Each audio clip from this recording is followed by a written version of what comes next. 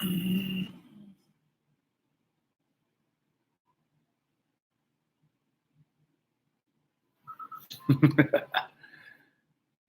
everybody doing?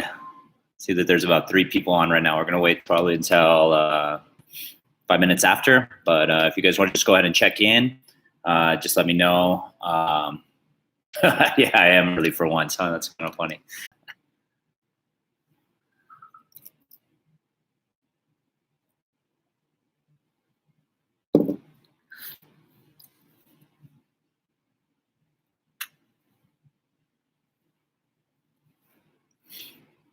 We should be getting some people, I think, from Turkey. That's probably pretty late for them, but it'd be cool if they let me know that they're on here. If you're from, again, if you're from outside of El Paso, just let me know. That way I can kind of, if you got questions, anything about other than what we're covering today, just let me know, and I'll try to cover those either at a later date or at the end of this video. Kind of try to take care of my people first, and then get it going.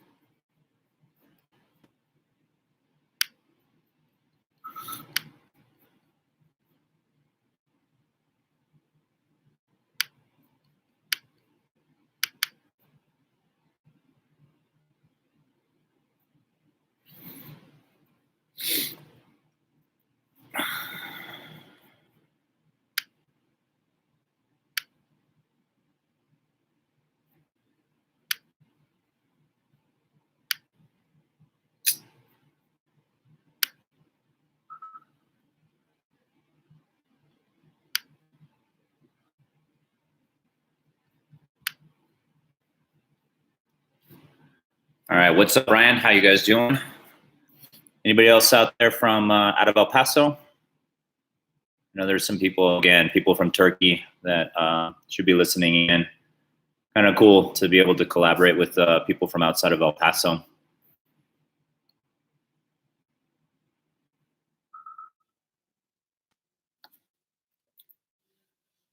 All right, we'll get started here in about 5 minutes, guys. So you guys want to get some paper, pen, pencils, stuff like that. That way you guys can be taking your notes, opening up your notebooks, stuff like that.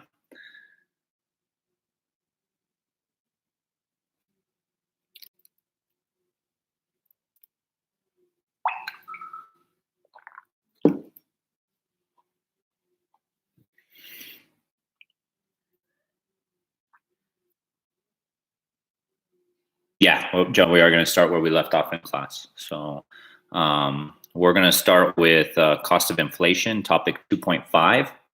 So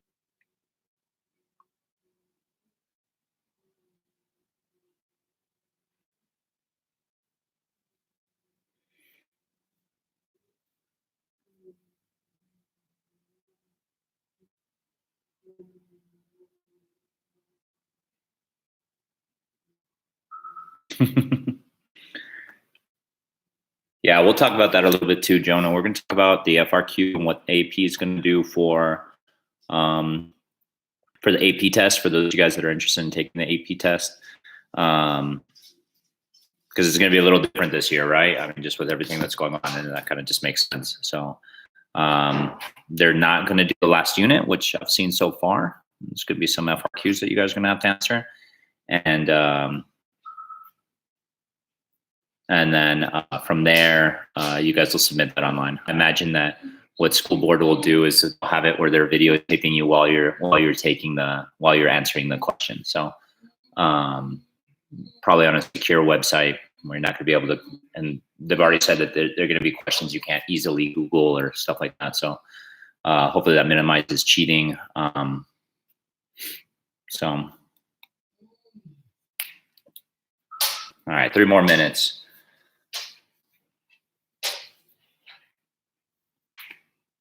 Am I going to ask you guys questions, Josh? Yeah, I mean, I can ask questions to you guys, and then if you want to answer them, that's fine too. That works too.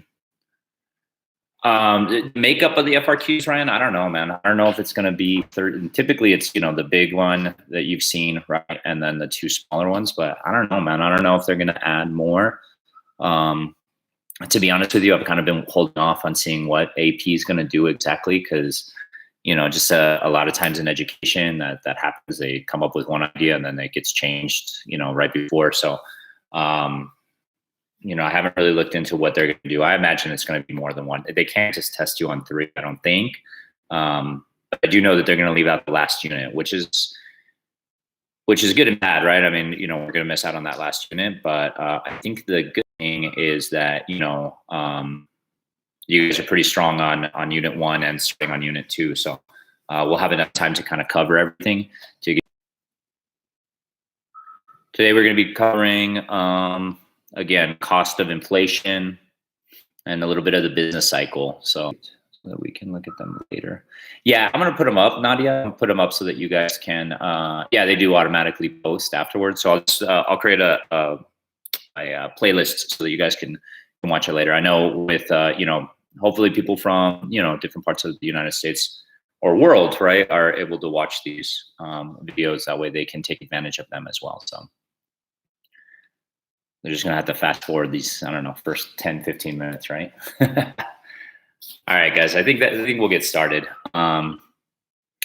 Pretty crazy, right? Everything that's going on right now. Hope you guys are all doing well. Hope you guys are, you know, staying safe, washing your hands, make sure you guys are staying indoors, or at least, you know, social distancing. And then we're all doing good, right? I mean, and we're still going to be learning, still going to be doing stuff for economics. This is, you know, like you guys that know me, this is a passionate class. I'm passionate about this class. I want you guys to do well, right? I want you guys to do well on that AP test. So those of you guys that don't know me, because it seems like that, you know, people are popping in and out. I'm, you know, I graduated from the University of Texas at El Paso, better known as UTEP, right? I got my Master's of Science in Economics from there. Have my thesis is published in an academic journal, which is kind of cool. You know, you just Google me, and then you'll be able to find that if you want some more information on my thesis that I wrote about scoring in basketball. So it was pretty fun to do. So I know some of you guys maybe have a horrible connection. I don't know if that's on my end or on your guys' end, but hopefully you guys kind of get it figured out. Again, I teach here in El Paso, Texas. So if you guys are outside of El Paso, please let me know. That way I can kind of say what's up to you guys and, you know, show my appreciation to you guys for listening in. But all right, let's with that being said, let's go ahead and get started. So topic we're going to be covering is cost of inflation, right? And inflation doesn't necessarily affect everyone equally, right? There's going to be some people that are helped by inflation. There's going to be some people that are hurt by inflation. So if, for example, you take out a loan for $500 from a friend in 1960 and it gets paid back in 2019, you would actually be helped by inflation. So by a tenant who pays $850, okay. So the objection for the what we're going to be covering today, if we haven't, is cost of inflation, right? So if one person is hurting, how is it good for someone else? So how is that going to help someone else? Maybe I don't really understand that question altogether. Maybe I phrase that a little bit differently. But if you are, if inflation occurs and you take out a loan, you're paying back less than you were paying back before because the cost of the dollar is now less. So your government payments for $2,000. So if you're making the same amount of money, right, and as a paycheck, right, and price levels go up, you're now not able to purchase as much as you were before, right? So inflation is going to actually hurt you, right? And let's see, a man who borrows $1,000 in 1995 and paid it back in 2014. Again, that's the same thing. Like you're borrowing money, so you're able to purchase more in 1995 with $1,000 than you're able to purchase now, right? So you are actually helped by inflation. The borrower is going to be hurt by that inflation. Okay. Just a question about, is Franklin canceled for the whole year? They haven't announced that. I don't know if it's going to be canceled. I know that the CDC recommended that schools stay closed for 8 weeks, but that's the information that I have. All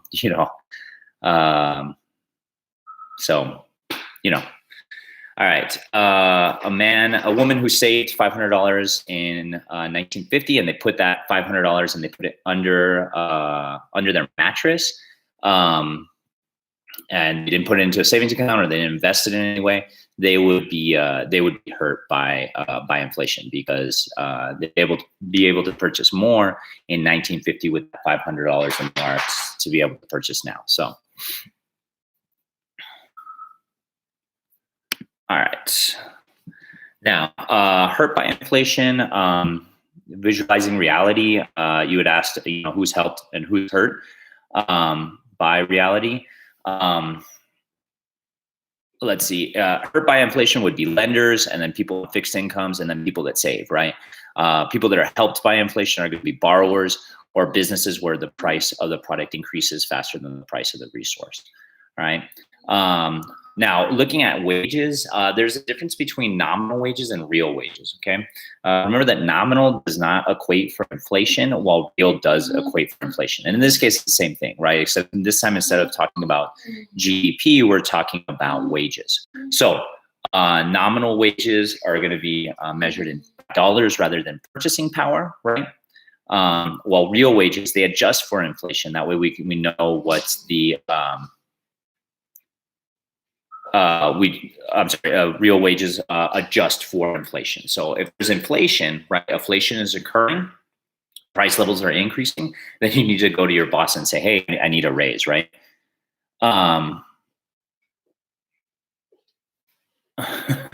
Okay.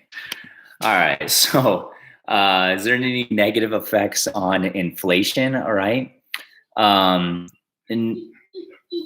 So sure, price levels are higher, right? And real economic costs might have caused this. So a high inflation rate diverts people from productive activities in 3 ways. And how do these 3 ways happen? First, menu costs. So these are ways that people that, there's inflation that occurs, but they're not gonna inflate their price levels, right? Because of something called menu costs, right? So like, think of McDonald's, or think of Taco Bell, or think of any of those national restaurants, right? I think any of those national restaurants, when they change the price on their menu, they have to change everything, right? They have to change all of the prices. So every location needs to get that changed. So they need to send out new menu boards. That costs money. So they have to weigh, is it cheaper to purchase new menu boards for every single McDonald's to change the price levels, or is it better just to change, or is it better just to stay the same, right? So, all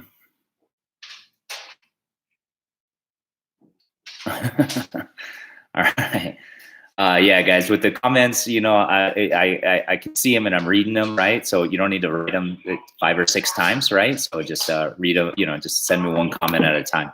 If you want to talk about that, just at a later time, or maybe at the end of this video. And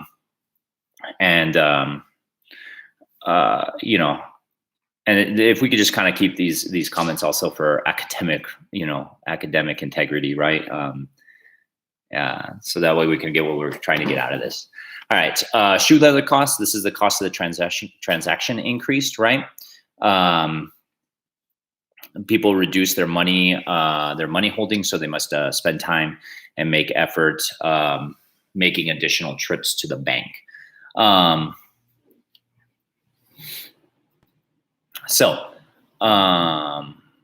now there's also unit of account cost. This is money doesn't reliably measure the value of goods and services. This leads to less effective use of resources because of uncertainty caused by changes in currency values, right? Now, moving on.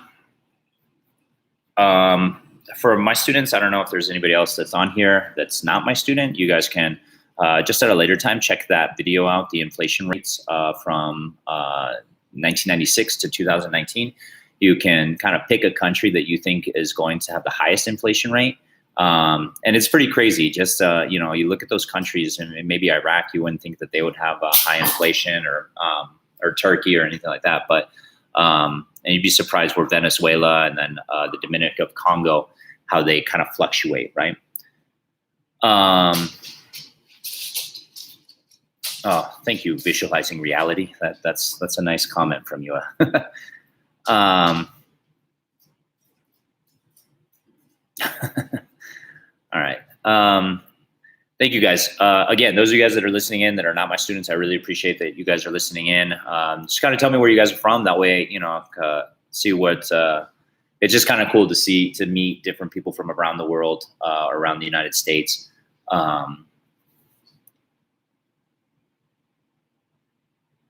All right, but anyway, my students, if you guys want to go ahead and check out that video when you guys get a chance, super cool video, a real good graphic about showing how the concept of hyperinflation. Now, what is hyperinflation?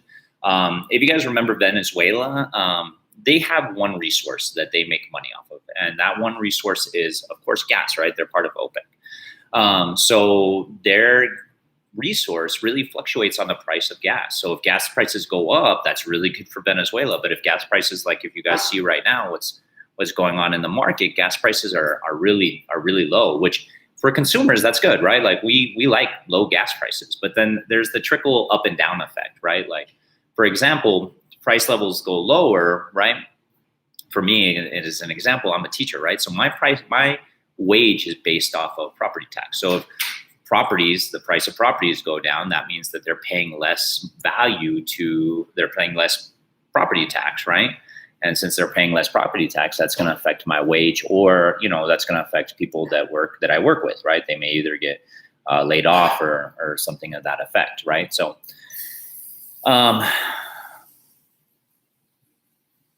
that's something that, is, where is good, but also, hyperinflation for Venezuela occurred again because of that gas. Or they are on one resource, and that's gas.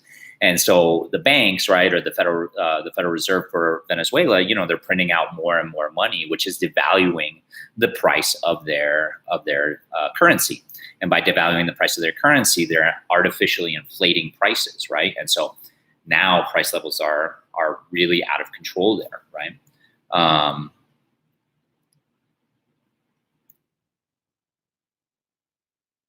So other places that have really high or have experienced hyperinflation is Germany, right? There's a very famous picture, which I guess when I get better at this stuff, then I'll kind of pop up there or put on there.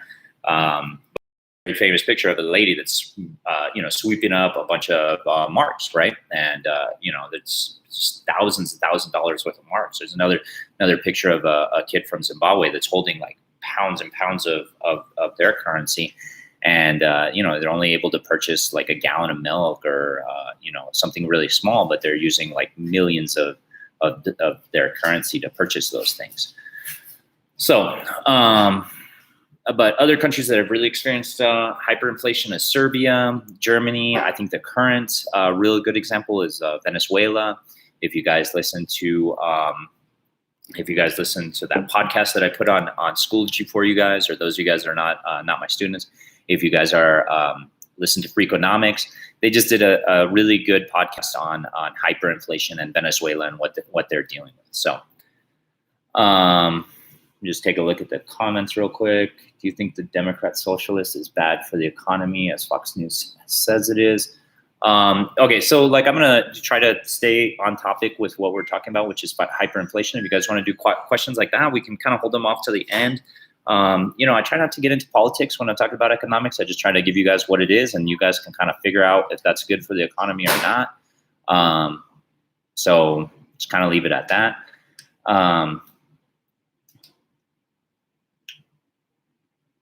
As far as deflation, Josh, okay, so deflation is when price levels are decreasing, right? So inflation is when price levels are increasing. So and then disinflation is they're increasing at a really slow rate.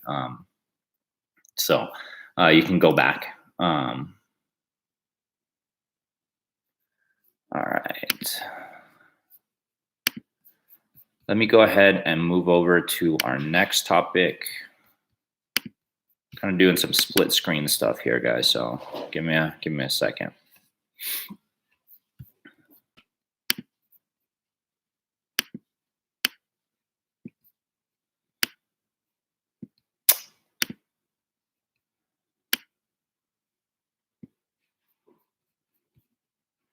All right, where you at? No, that's not what I want.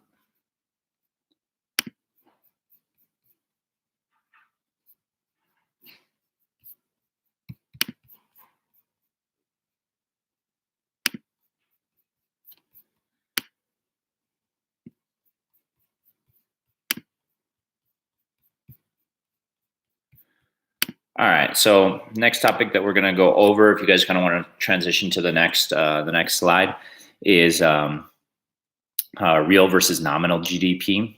So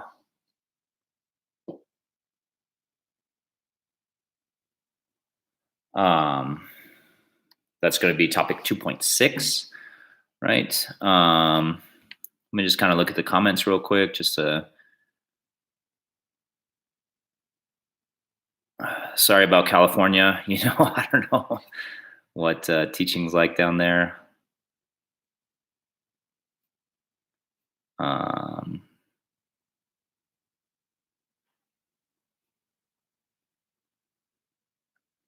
right. Yeah, if those of you guys that are on here and you know you're having maybe your teacher just isn't that good at economics or whatever the case may be, you know, just let them know that I'll be doing these videos hopefully to prepare you guys. We're a little bit behind probably where you maybe are, but it's always good to review this stuff. So.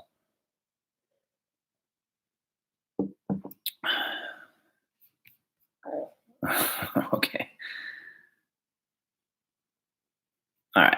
Let's all right. So here's a real good example of trying to figure out. We're gonna again go over nominal and real GDP. So real good example of nominal and real GDP is kind of looking at if we were to try to figure out which is the most popular movie of all time, right? So movies have been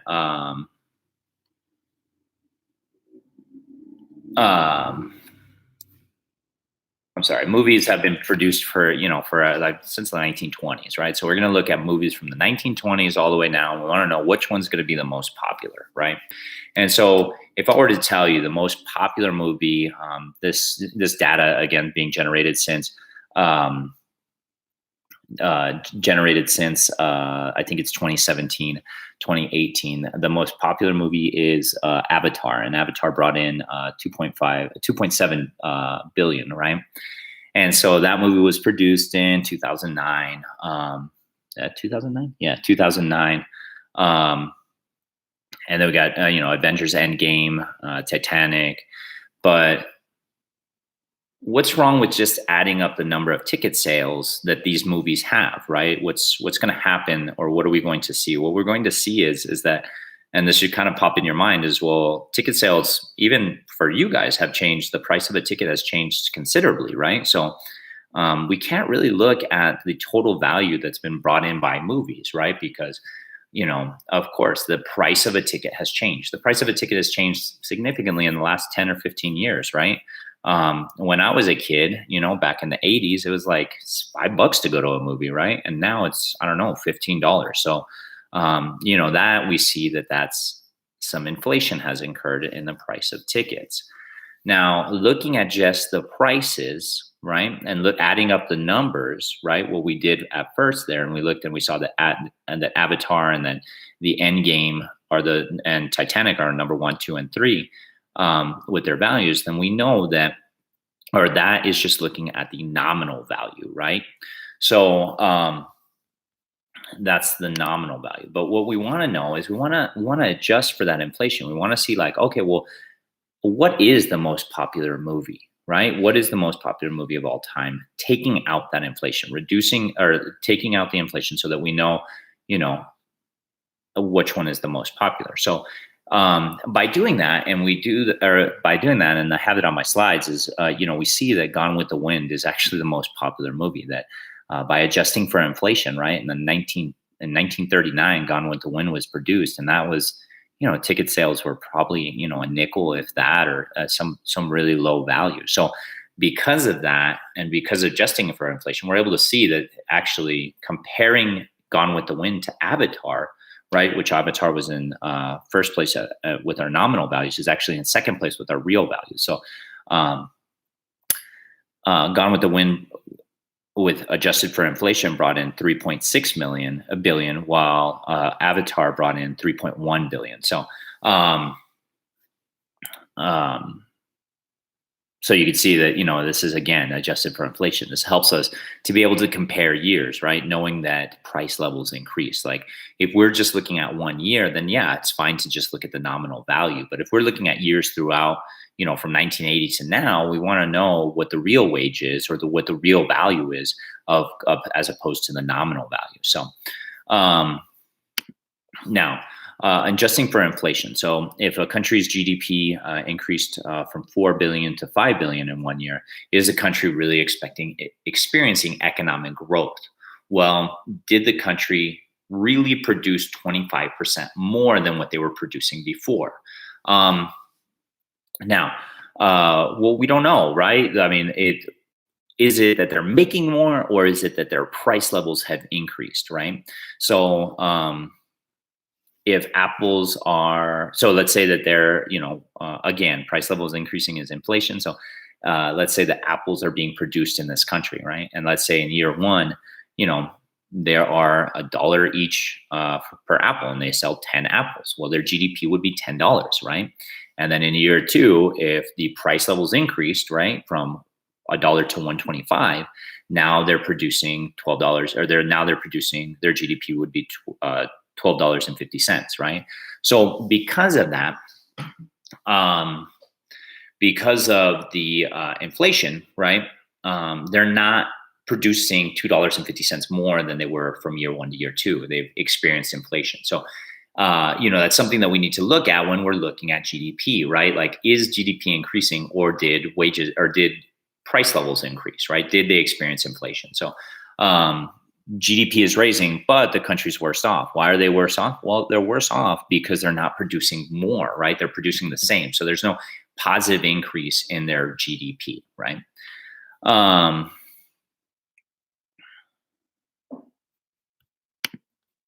Okay, so nominal GDP is the GDP measured in current price levels, right? Prices. This does not account for inflation from year to year. Real GDP is going to be GDP expressed in a constant or unchanging dollars, right? So real GDP adjusts for inflation. So real GDP is better than nominal GDP, right? GDP for measuring, better than nominal GDP for measuring actual growth, right? So we want to know, yeah, how is the economy growing from year to year? You would use real GDP as opposed to nominal GDP. Why? Because you're going to be able to account for inflation, and you're going to be able to take out that inflation from the equation, and you'll be able to see if there's actual growth, right? Our example that we just used with the apples, we didn't know if there was growth, but we did see, well, looking at the equation, we saw that their price levels were increasing, right? So we knew that there was inflation. So, all right. All right. So,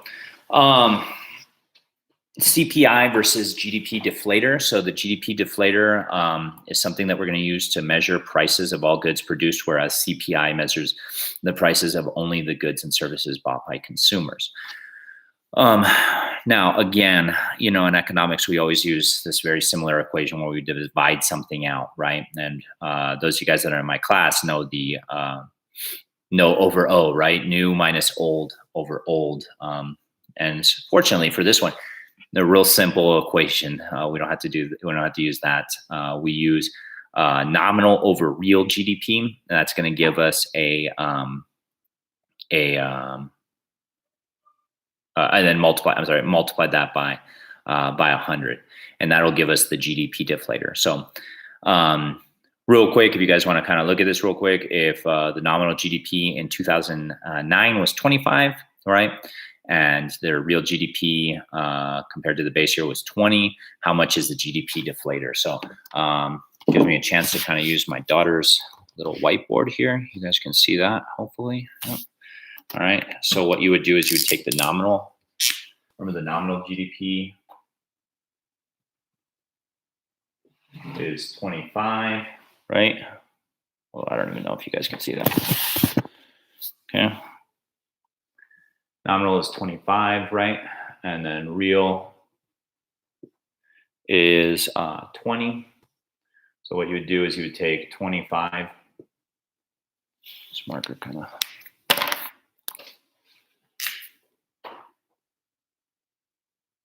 25 over 20 and times 100. Okay, so you divide that out, multiply that, and then that's going to give you the GDP deflator. So, which is going to be 1.25, so it'd be 125 is your real GDP deflator. And so we know that from that, right, what's happened is that price levels have increased 25%, right? All right. Now, again, here is some other, let me give you some other equations here real quick that you guys are going to need to know. Let me erase this. Erase this real quick, and then I'm just going to write these out real quick because these are very important for you guys to know. You want nominal over real times 100. That's your GDP deflator.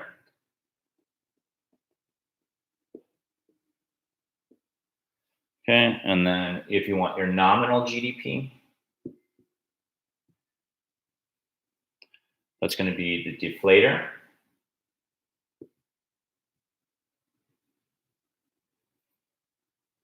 times real over 100. And so those of you guys that are real good at math, right? You guys are going to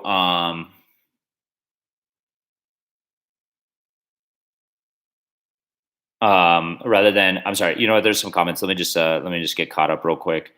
Wow. All right. Hey guys, we're trying to do this for academic reasons. So, you know, if you guys can kind of clean it up a little bit. That's funny, PogChamp. I don't know, man. All right. So again, here are our equations that we're going to be using. Those of you guys that are good at math, these equations are good to kind of know, but you'll be able to algebra your way into manipulating these to get different things. So like if you want real, you know, you just kind of divide out nominal, bring nominal to the other side of the equation, and then so forth with real, and then kind of moving things around to be able to get your GDP, your real GDP. And then from there we can you know, manipulate things, and you guys can kind of get things from there. So all right, let's go ahead and move on. Oh yeah, my battery's a little low. There we go. Okay. Yeah, PogChamp, you know, I really appreciate your comments, you know, but if you just kind of hold off till the end, if you really want to talk about, you know, whatever. We can talk about that later. But a lot of us are trying to use this for, again, for academic purposes. So I'd appreciate, appreciate it. All right. So my class, if you guys see on the PowerPoint, you guys, or on your presentations, you guys can see the deflators. There's some questions there that you guys can look, and maybe we do those a little bit later, and do that. It's kind of hard to kind of read the comments and do this. All right. Okay. So what I would suggest doing, for those of you guys that are going to be taking the AP test, which I imagine you're taking the AP test if you're listening to this, is going and finding some FRQs. A really good one is the one that talks about, that's on your presentation. It's slide 13. For you guys that don't have my slides, you can find it real easy. It's Galaland, and there's output, and this year's output, this year's prices. There's bread, water. I think it's 2008, released in 2008, but I could be wrong. Yes, I will definitely give an update on what I know about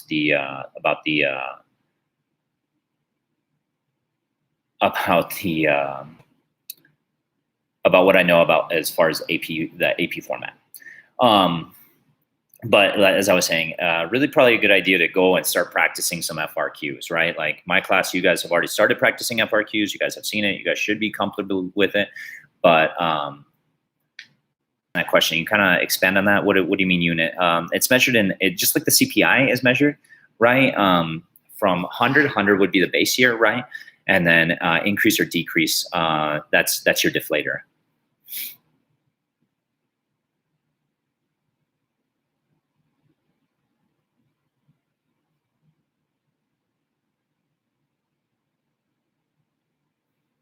Did that answer your question, Jonah? Yeah, sounds good. Okay, cool. All right. What I could do also is maybe, give you guys some FRQs, and maybe we can go off some FRQs if you guys think that would be beneficial to you guys. I'll pop some up, or kind of figure out how to generate that on the screen. And I'm kind of new to the live thing, so see if that helps out for you guys. Now, just some questions maybe that you guys want to go over. So I'll just go ahead and ask it, and then if you guys want to answer in the comments, that'll be fine. So those of you guys that are following along, it's slide 15 on my presentation. So what is macroeconomics? What's an FRQ? Oh, Landon. They're the free response questions. That's what AP is going to be using to test you guys this year. Copy the chart from the FRQ on the whiteboard. Is there any way I can donate through Streamlabs or PayPal? No, visualizing reality, that's super cool of you. I really appreciate that. But just, subscribe. That'd be great. If you could get some other people to subscribe, that'd be good too. Yeah, right. FRQs. I mean, if you don't know what an FRQ is, you got some time to kind of figure it out, so you're not too far behind. But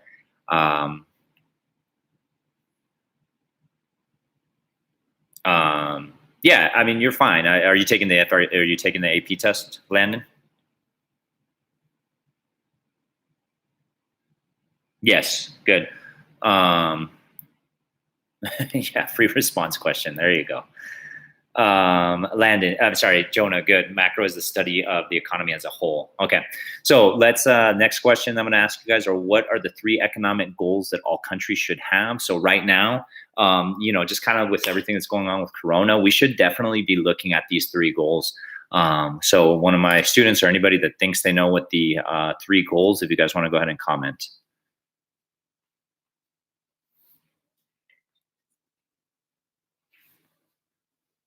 Yeah, you want to promote economic growth. And so through promoting economic growth, you want to increase your GDP. you want to limit unemployment, and you want to keep price levels stable, right? Yeah, everyone wants to make money, right? Visualizing reality. Me too, but those unfortunately are not the goals of the economy. But Jonah, you are right. So right now, just kind of like currently what's going on, they've predicted that GDP is going to drop considerably and won't be back until after 2021, December of 2021, we'll be back to where we were. They're even predicting that unemployment's going to hit a mid 20%, right? So I don't know. Are market predictions actually accurate? Well, so with predictions, the thing with predictions is it's like a forecast, right? So, easiest way to look at it is these guys are using all the data that they can, and, they're predicting what's going to happen, right? So, sometimes in the weather, people get it wrong, right? Like they tell you it's going to be sunny and you get outside and it's raining, right? So, with the data that they have. So it's always dependent on how good the data is. We were projected to have a really good year this year in GDP and keeping our unemployment very low. And, nobody really could predict that coronavirus was going to hit. And now we are going to be in a recession, possibly a depression here shortly, right? So Dow Jones and the market, as far as that's concerned, that really has little to do with, it does, and economists do use that, but that has little to do with this course. So let's go ahead and hit up our next question that we're going to ask. Identify the three key parts of the definition of GDP. So again, if someone wants to go ahead and in the comments, just give me the three parts for the definition of GDP.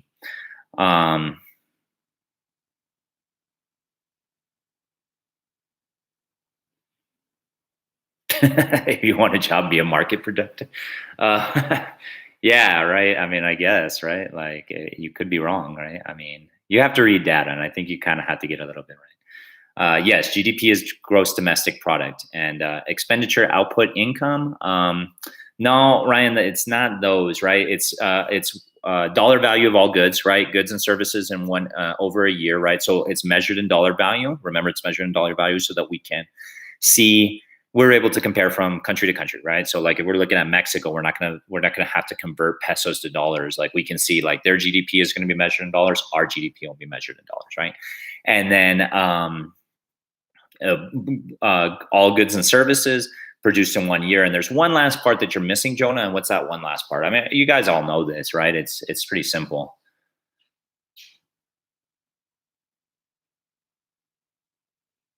For a gross domestic product.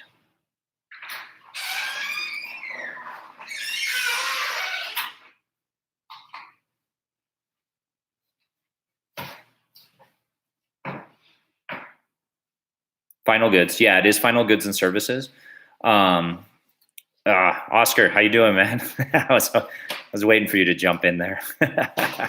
No, it's you use GDP and you use what's happened with GDP to be able to compare policy change. But what we're looking at is the three parts for the definition of GDP. So it's one country's product, all goods and services, measured in dollars, and it's within a border, right? Within your borders is the last, the key definition to GDP, right? All right. So identify what's not included in GDP. So what do we not include in GDP? Again, if you guys are like Oscar, you can see these questions on slide 15 for the presentation.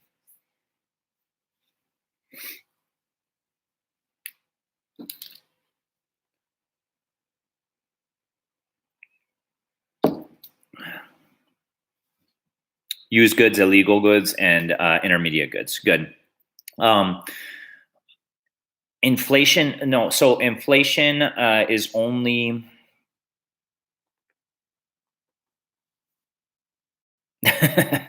That's pretty funny. Yeah, when I was a child, an apple a day kept the doctor away. Now you need 5 a day inflation. Yeah, that would be a good example of inflation. That's really good. But that's not included in it is included in GDP, right? So if we're looking at the real value, right, or the well, if we're looking at the nominal value, then GDP is included. But the real value is it takes the inflation out, right? So yes, Michael Fallon. It's and I think Jonah had it right. It's used goods, illegal goods, and intermediate goods. Remember, what intermediate goods are goods that go into making a final good. So if we were looking at, let's say, this coffee cup, right? So this coffee cup is a final good, right? But an intermediate good for this coffee cup would be like the paint that goes into it. And the, I guess, glue or whatever they use to make this glass or whatever, however glass is made. But the parts to make the actual glass are intermediate goods. Other examples would be like this dry erase marker, right? An intermediate good for this dry erase marker is going to be the ink that goes into it, right? The plastic that goes into it, and then the paint or whatever they use to label these markers. That would be considered intermediate goods. Of course, this marker being the final good, right? Okay.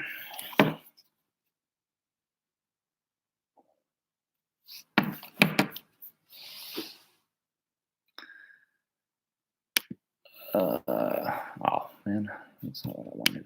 Okay. All right. Last thing I think we're going to cover today is going to be the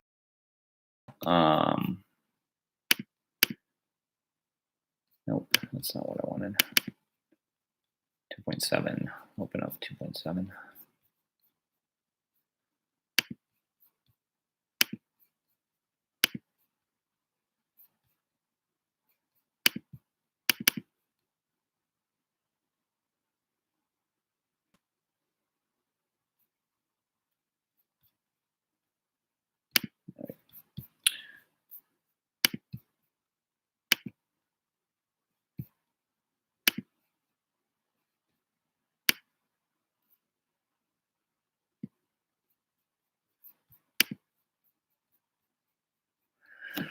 All right.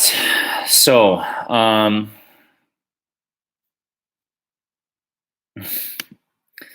right, you all are funny.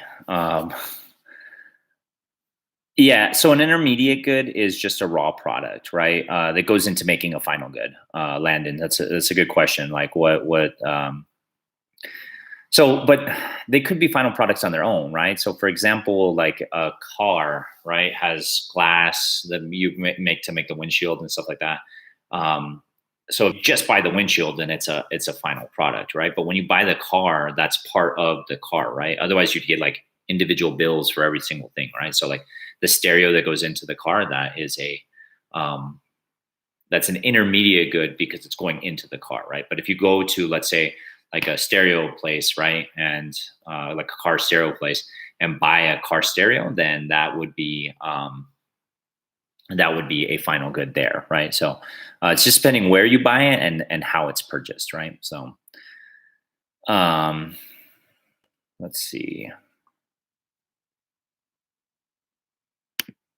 All right. So what we want to look at is we want to look at the business cycle next. And so the business cycle is going to be topic 2.7 for my students. If you guys want to kind of pop over to that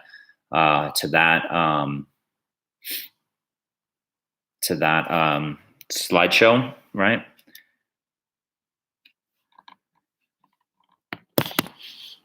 And then while you guys are doing that, I'm going to go ahead and draw out the business cycle so that I can use it while you guys are kind of show you a few things. We've already looked at the business cycle. It's kind of more of a review, but, I'll kind of do this real quick.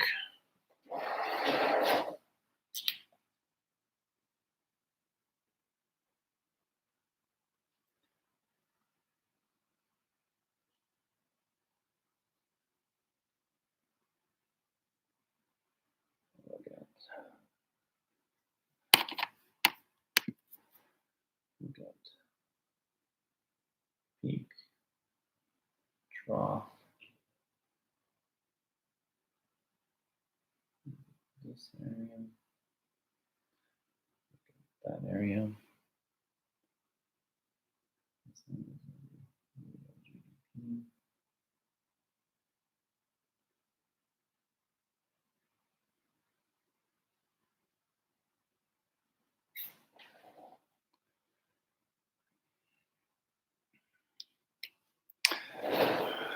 All right. So, all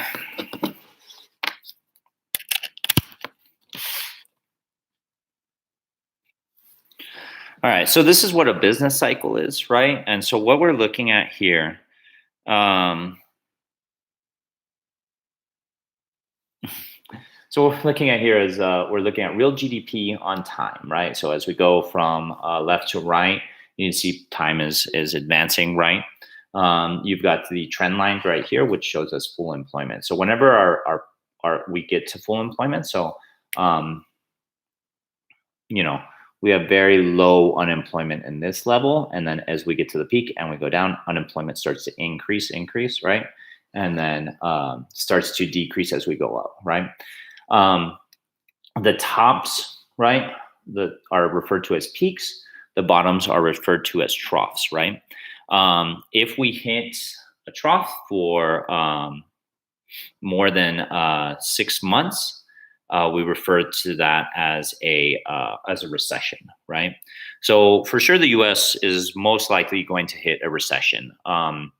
We were up here for maybe until February, and then with this coronavirus and everything that's going on right now, we are definitely sliding down into a trough. Now, how deep this trough is going to be is going to depend on a lot of things, like the Federal Reserve, what the Federal Reserve does, and what the Federal Reserve does and what the U.S. government does, right? So there's a bill right now to help out with a stimulus package to give Americans money, and then they spend money.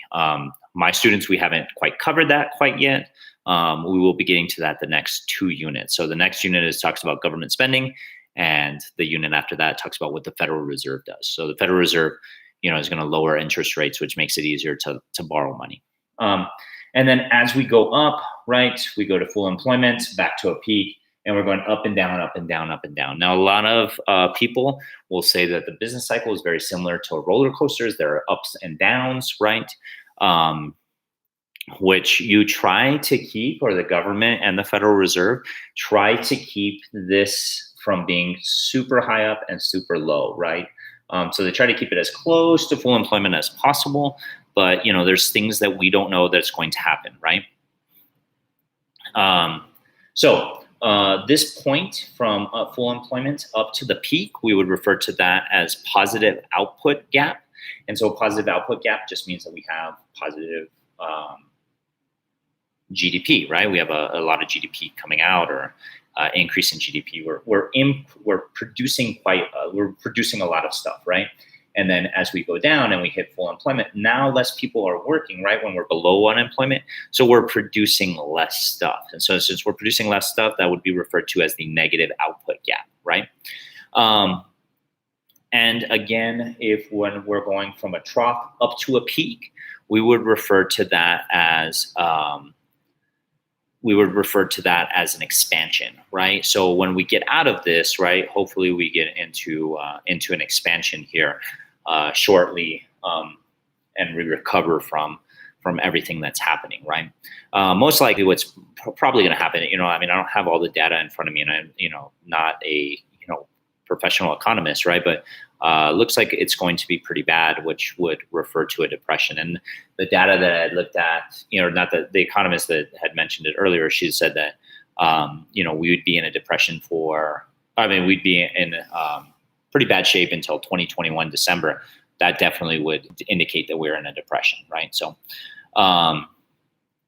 or really long recession, right? So, depending on what unemployment is. And if unemployment really is at 20% or higher than 20%, then I think most economists would consider that a depression. So will this be anywhere near the level of the Great Depression? I don't think so, because we're already starting to figure out, the government's already starting to send out stimulus packages to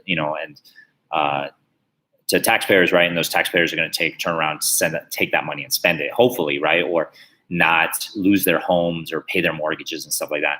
And a lot of utilities and stuff like that are not forgiving, but extending their bills so they don't have to pay it right now, and nobody's getting shut off. So hopefully we kind of learned our lesson from the Great Depression, but of course we'll see. So Josh, that's a good question. Like what puts us in depression compared to a recession? the best definition I have for you is it just gets real bad, right? I don't think there's quite a criteria. Isn't a recession greater than 6 months? A recession is a 6-month period of decline. So a recession is 6 months of that of going from a peak to a trough.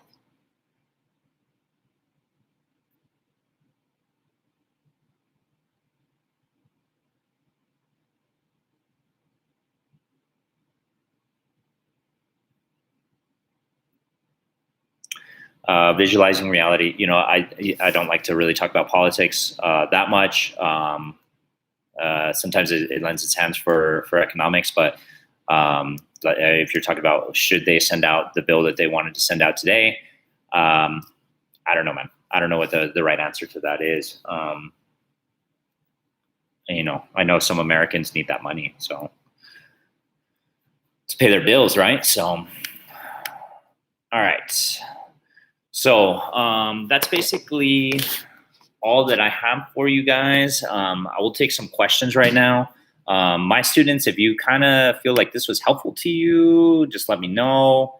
You know, you don't have to use this chat. You can use the Remind. I think you guys can just get me straight from Remind.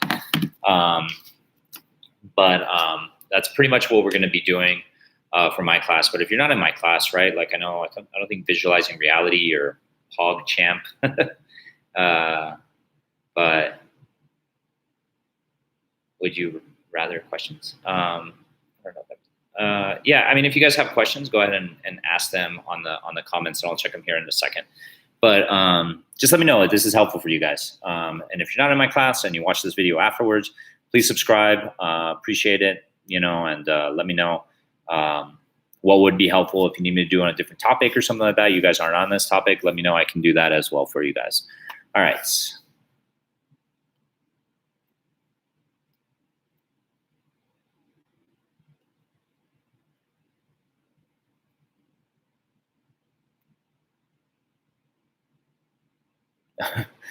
Visualizing reality. I don't really have a way for you to donate, man. I don't think I'm going to be doing that.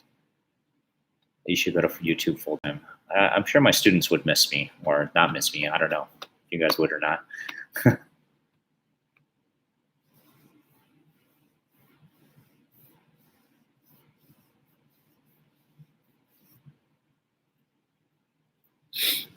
All right. So are there any other questions or thanks, Jonah. I appreciate that. You think this will be helpful?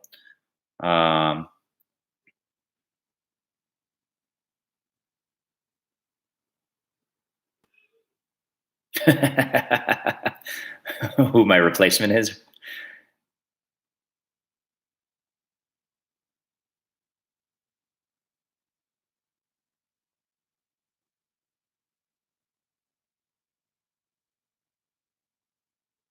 Yeah, right. Jonah just wants some of that cash too for himself. All right, just waiting to see if there's any good comments other than these recycled econ jokes, right?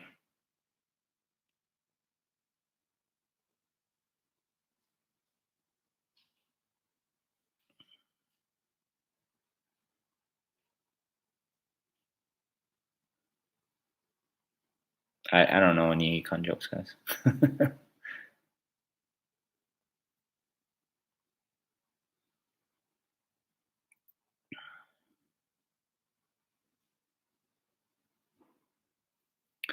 All right, well, for my class, what I'm going to do is I'm going to put up the test, and you know I'm not going to see you guys probably for a while, so put up the test, put everything up on there, and get you guys set up so you guys can kind of take those at your own time.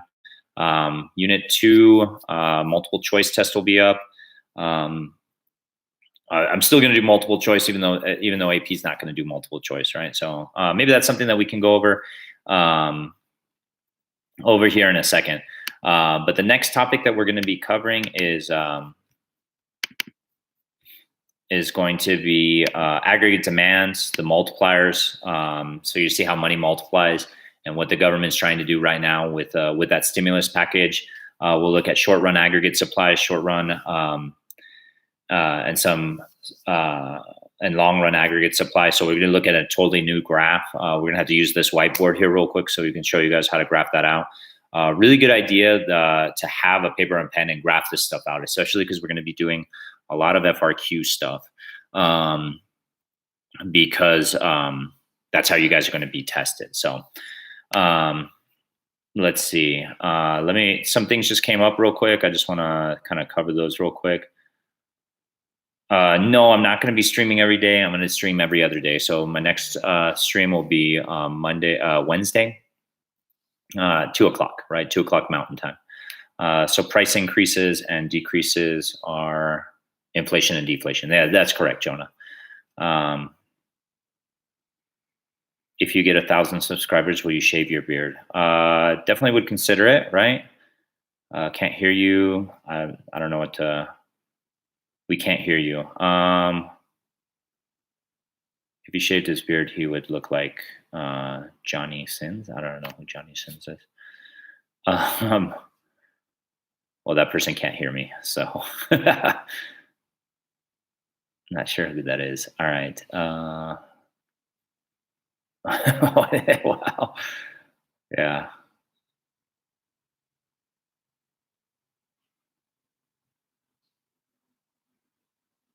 No problem. We can't hear you. Yes, I can. Okay. Yeah, I'm sure whoever, just having probably hearing due to my lack of hair, right? So maybe it's the. Oh man, you all are brutal. All right. So AP, just kind of what I understand for AP is that they're going to give you the FRQ question, right? And they're going to give you, I don't know how many they're going to give you. It's going to be a lot or it's going to be a little. Typically it's 3, right? It's 1 long question and then 2 short questions, right? I imagine that they're going to give you more FRQ questions. That way they can really see if you've learned the topics or not. They're going to just cover units 1 through 5, and they're going to leave unit 6 out, right? So that's good for you guys, right? Again, as I mentioned earlier, it's less information, and we've got more time to kind of cover less information, leaving out unit 6. So that's good for you guys. Hopefully we can get everything in before then. So let's see what. So those of you guys, I guess I'll see you on Wednesday.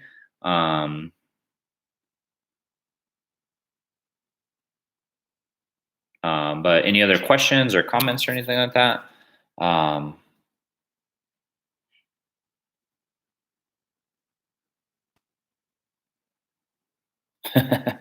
Yeah, I shouldn't read things from the comment section, huh? There's too much going on over here. All right, guys. Appreciate everything that you guys listening and everything, and hanging in there with me for an hour. We'll be doing this again on Wednesday. Those of you guys that are taking my dual credit class, right? Jonah, you guys, if you guys are on there, do me a huge favor. Let everybody know in class if you can kind of spread the information. That way they can kind of follow along too, so that they're not super behind, right? And then we could just all do this at the same time. But appreciate you guys. If you guys, those of you guys that are, just joining or whatever, if you guys could please subscribe, that'd be great. And hit that like button. And see you guys. Peace. Like your little trademark. Peace.